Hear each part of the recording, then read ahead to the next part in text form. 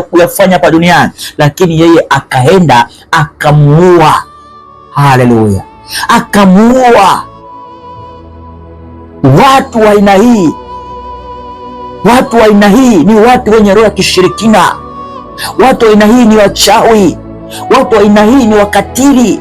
Watu wa aina hii ni watu ambao wamebeba roho ya shetani ndani yao.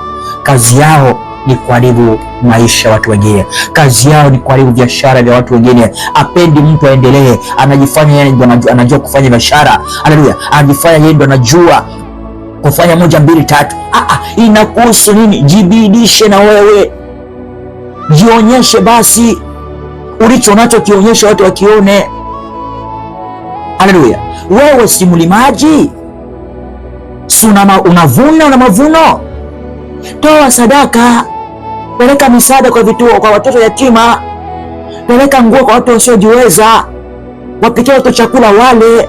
Tafuta kazi kanisani ya kufagia tu, jibidishe ili na wewe upate kupata kibali.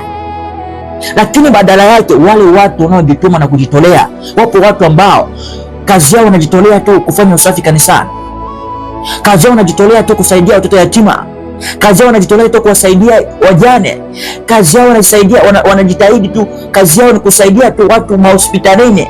Haleluya, kazi yao watu wengine ni kuwakumbuka watumishi ili injili isonge mbele. Haleluya, kazi ya watu wengine kuwakumbuka watu wasiojiweza, wanahitaji misaada mbalimbali. Sasa wewe kwa kuwa na roho ya Kaini ndani yako, unachokifanya sasa ni kuwakatisha wale watu tamaa, ni kukata maisha yao, ni kusitisha hatima yao, ni kuharibu maono yao, ni kuharibu malengo yao, kwa sababu amemuua ndugu yake aliyetenda mema. Kwa kama umemuua aliyetenda mema, wewe unayetenda mabaya unataka nini? Maana kama unataka ubaya ufanyaje? Ubaya utawale badala wema. Kumbe watu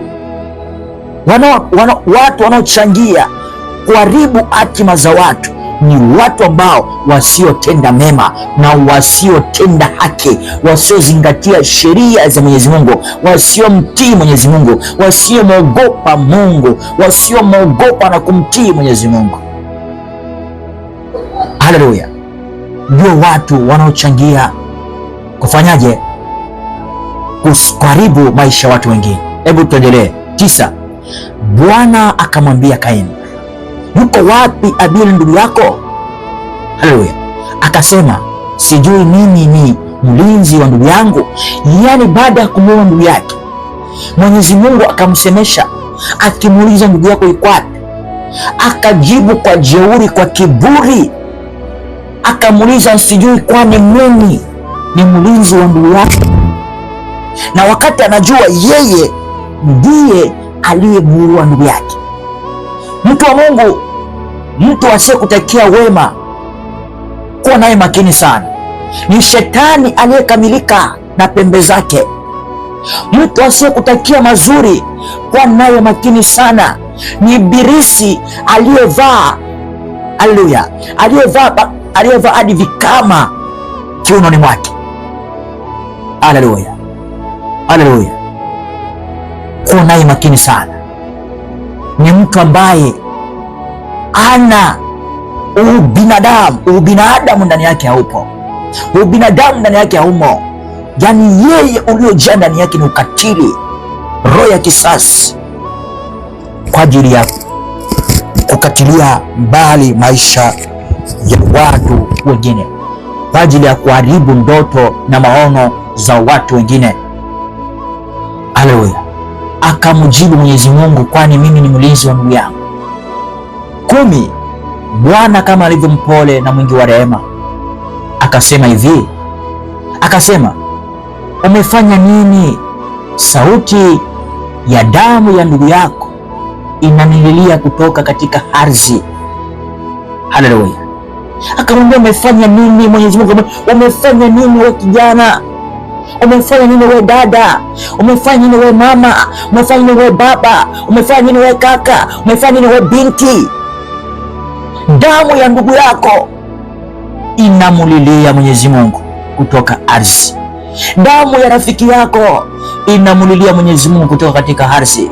Damu ya watoto wa wengine inalia kutoka ardhi. Haleluya!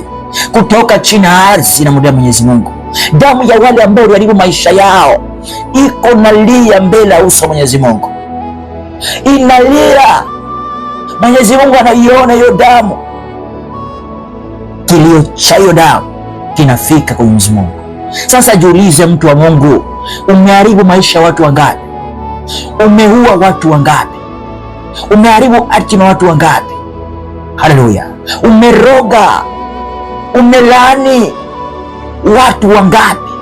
Umekuwa chachu ya kusitisha mafanikio na maendeleo ya watu wangapi? Umekuwa chanzo cha kuharibu ndoa, mahusiano ya watu wangapi? Haleluya! Bwana atuweze sana.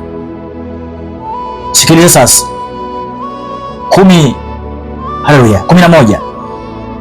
ndipo akasema, basi sasa umelaaniwa wewe katika ardhi iliyofungua kinywa chake, ipokee damu ya ndugu yako kwa mkono wako.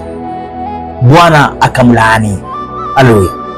Akamlaani akasema, utakapoilima ardhi haitakupa mazao yake, utakuwa mtoro na mtu asiye na kikao duniani. Bwana akamlaani akasema, umelaaniwa katika hii ardhi iliyofungua kinywa chake kwa ajili ya kupokea damu ya ndugu yako kwa mkono wako mwenyewe. Haleluya! Tutakapoilima ardhi hii haitakupa mazao